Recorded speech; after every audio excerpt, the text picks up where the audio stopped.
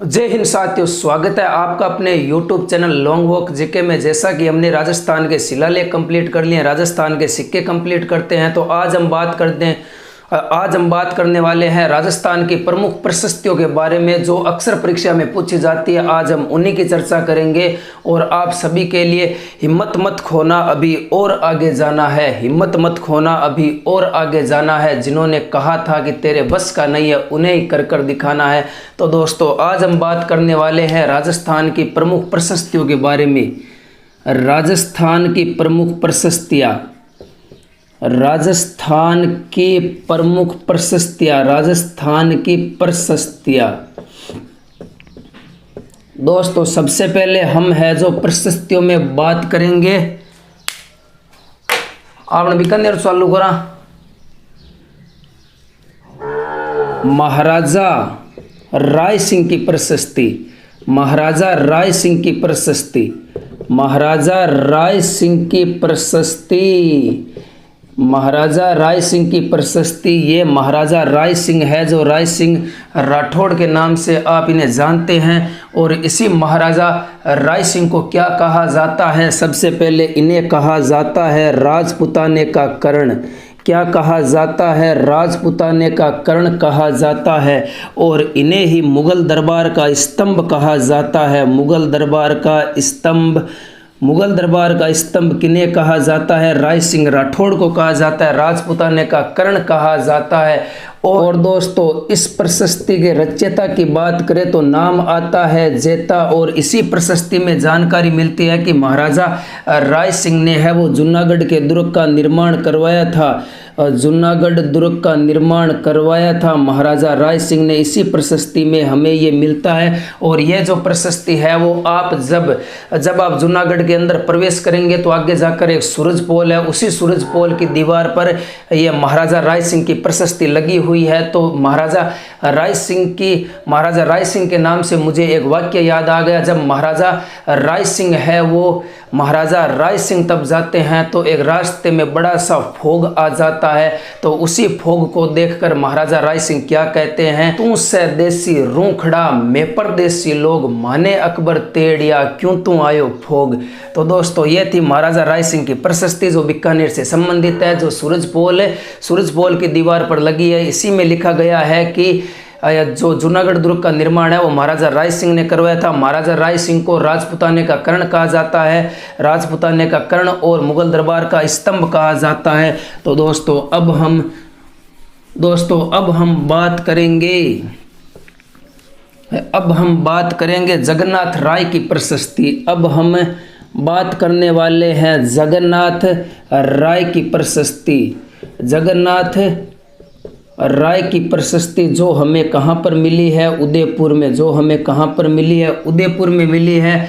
और ये जगन्नाथ राय जी का मंदिर है। ये क्या है? ये जगन्नाथ राय जी का मंदिर है। इसी मंदिर की दीवार पर ये प्रशस्ति लगी हुई है। और इस मंदिर का निर्माण है वो किसने करवाया था?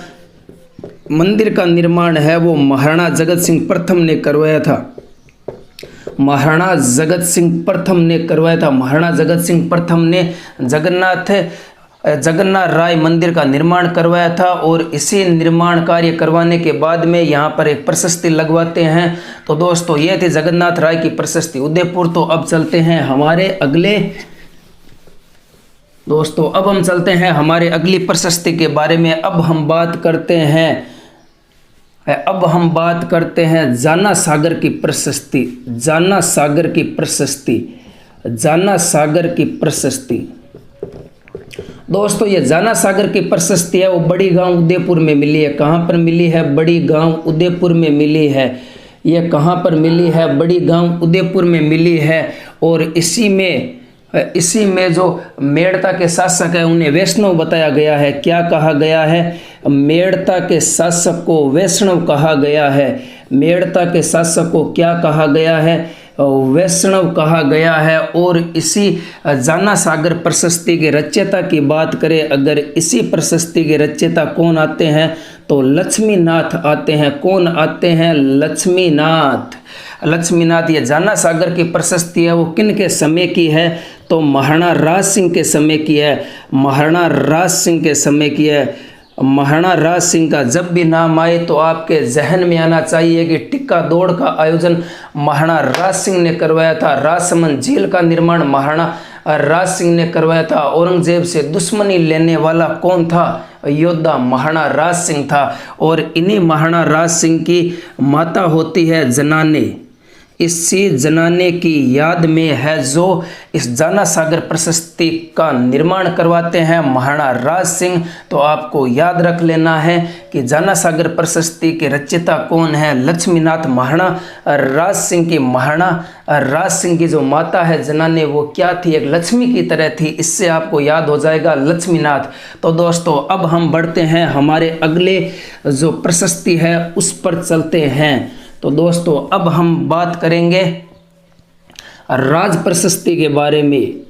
राज प्रशस्ति कब की है? 1676 की है। राज प्रशस्ति कब की है? 1676 की है। राज प्रशस्ति है वो कब की है? 1676 की है। महाराणा राज सिंह ने, महाराणा राज सिंह एक बार क्या होता है, राजसमंद में क्या पड़ जाता है? अकाल पड़ जाता है। उसी अकाल को दूर करने के लिए, पानी की कमी को दूर करने के लिए महाराणा राज सिंह ने राजसमंद झील का निर्माण करवाया था। और इसी झील को क्या कहा? नौ चौकी की पहाड़ कहा जाता है। और ये भारत का सबसे बड़ा शिलालेख माना जाता है राज प्रशस्ति। दोस्तों ये है हमारी राजसमंद झील। ये कौन सी है? राजसमंद झील। राजसमंद झील का सबसे पहले हमें याद होना चाहिए निर्माण किसने करवाया था? महाराणा राज सिंह।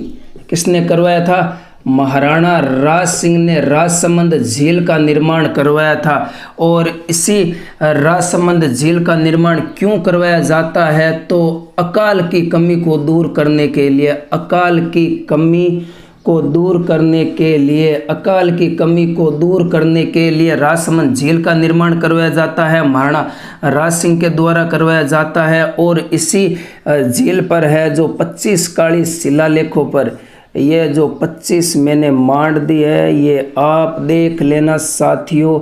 ये 25 काली शिलालेखों पर है। वो 25 काली शिलालेखों पर रणछोड़ बट तेलंग ने, रणछोड़ बट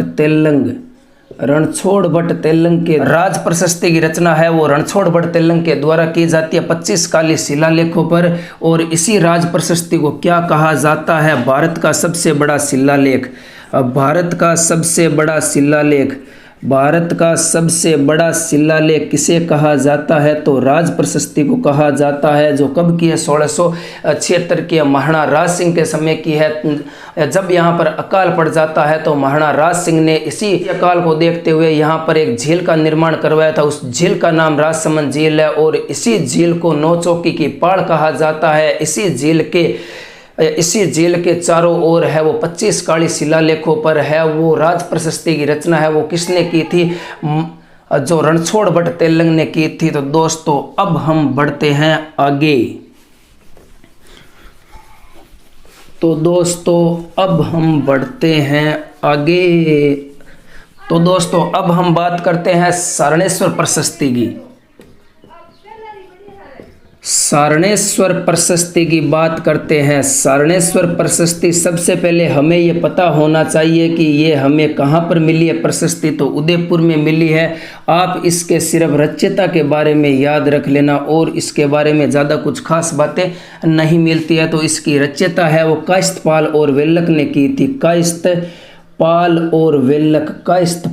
और वेल्लक ने इसकी रचना की थी। तो दोस्तों ये थी सारणेश्वर प्रशस्ति उदयपुर। इसकी रचयिता है वो कायस्थपाल और वेल्लक ने की थी। तो अब चलते हैं आगे।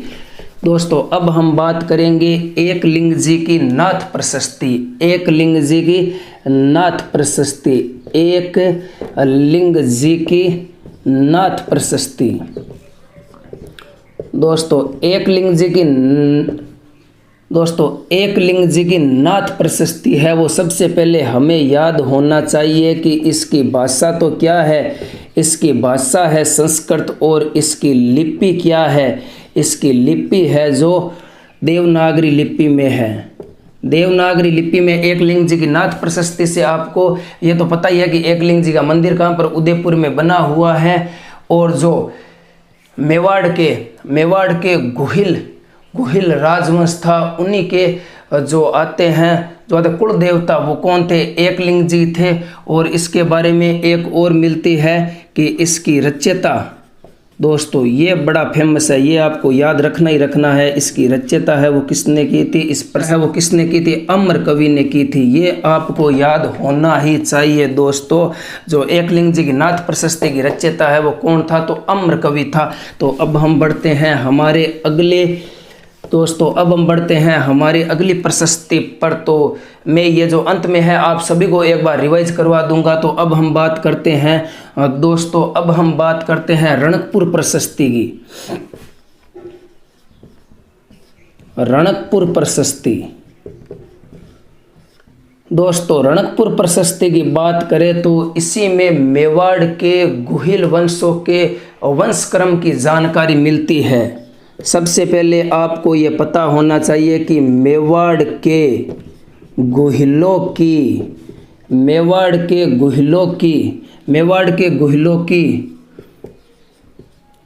वंशक्रम की जानकारी देने वाला मुख्य स्रोत, रणकपुर प्रशस्ति मुख्य स्रोत कौन सा है? तो रणकपुर प्रशस्ति है। और इसी रणकपुर प्रशस्ति में काल भोज और बप्पा रावल को अलग अलग व्यक्ति बताया गया है। इसी रणकपुर प्रशस्ति में काल भोज और बप्पा रावल को अलग अलग व्यक्ति बताया गया है। और इसी बप्पा रावल को है जो गुहिलों का पिता है, वो रणकपुर प्रशस्ति में कहा गया है। गुहिलों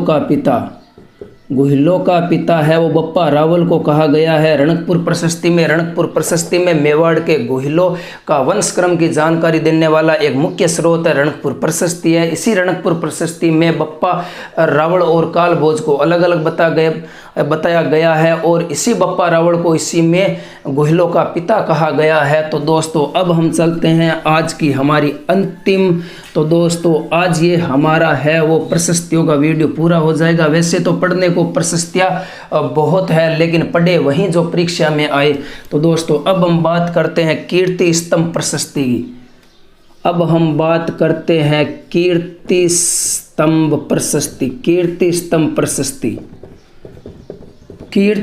प्रशस्ति कब की है? 1460 की। दोस्तों ये जो इम्पोर्टेंट प्रशस्ति है इसके आपको सन भी याद रखने होंगे। अब ये प्रशस्ति है वो मैं आपको बड़ी अच्छी तरीके से याद कराऊंगा। दोस्तों ये देखिए, सबसे पहले मैंने बना दिया 1 2 3 4 5 6 7 8 1 2 3 4 5 6 7 8 और ये हो गई 9। ये क्या है दोस्तों? ये सबसे पहले बात करते हैं ये क्या है? विजय स्तंभ। विजय स्तंभ कहाँ पर बना हुआ है? चित्तौड़गढ़ में।